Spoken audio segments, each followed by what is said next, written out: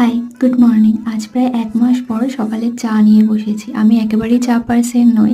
ব্রেকফাস্টে বানিয়ে নিয়েছি ম্যাগি কিছু সবজি দিয়ে, তো ওটাই ৩ জনে মিলে খেলাম।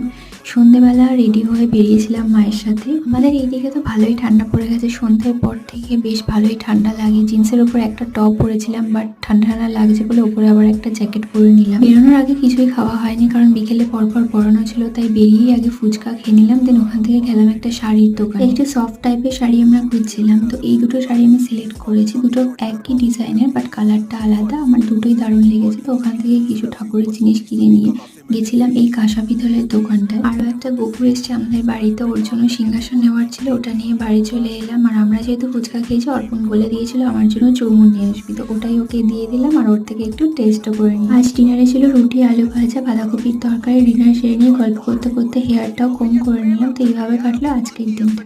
বাই।